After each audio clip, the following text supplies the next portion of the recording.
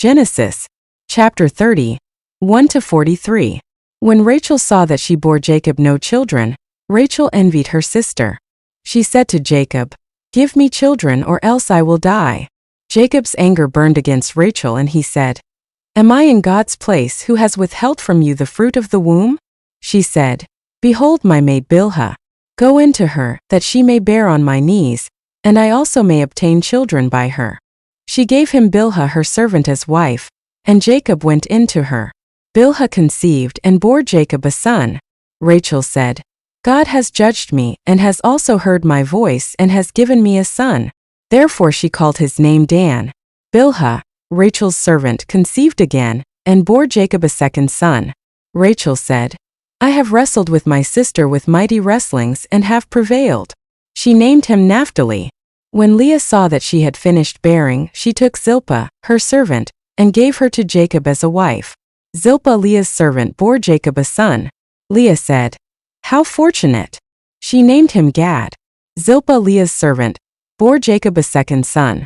Leah said, "Happy am I, for the daughters will call me happy."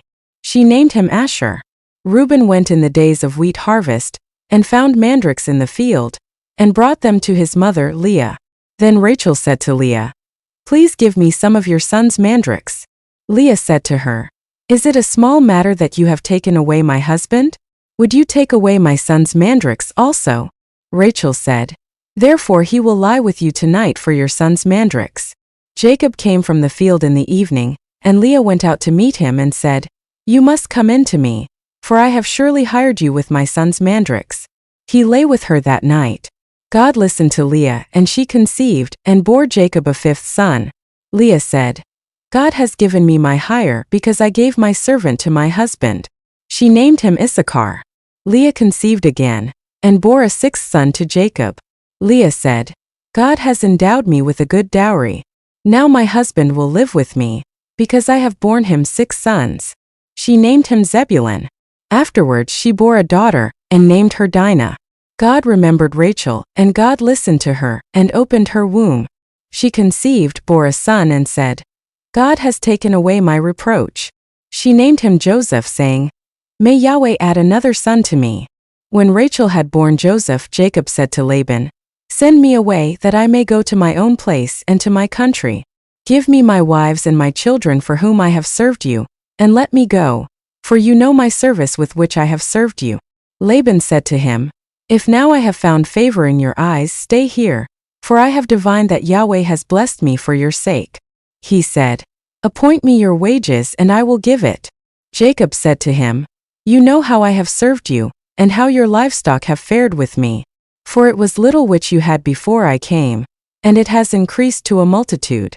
Yahweh has blessed you wherever I turned. Now when will I provide for my own house also?" Laban said, "What shall I give you?" Jacob said, "You shall not give me anything. If you will do this thing for me, I will again feed your flock and keep it. I will pass through all your flock today, removing from there every speckled and spotted one, and every black one among the sheep, and the spotted and speckled among the goats. This will be my hire. So my righteousness will answer for me hereafter, when you come concerning my hire that is before you. Every one that is not speckled and spotted among the goats, and black among the sheep, that might be with me, will be considered stolen." Laban said, "Behold, let it be according to your word." That day, he removed the male goats that were streaked and spotted, and all the female goats that were speckled and spotted, every one that had white in it, and all the black ones among the sheep, and gave them into the hand of his sons. He set 3 days' journey between himself and Jacob, and Jacob fed the rest of Laban's flocks.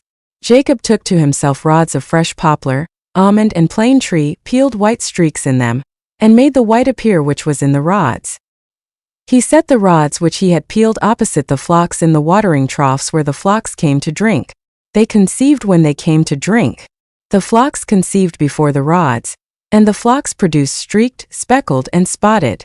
Jacob separated the lambs, and set the faces of the flocks toward the streaked and all the black in Laban's flock. He put his own droves apart, and didn't put them into Laban's flock. Whenever the stronger of the flock conceived, Jacob laid the rods in front of the eyes of the flock in the watering troughs, that they might conceive among the rods. But when the flock were feeble, he didn't put them in. So the feebler were Laban's, and the stronger Jacob's. The man increased exceedingly, and had large flocks, female servants and male servants, and camels and donkeys. Amen.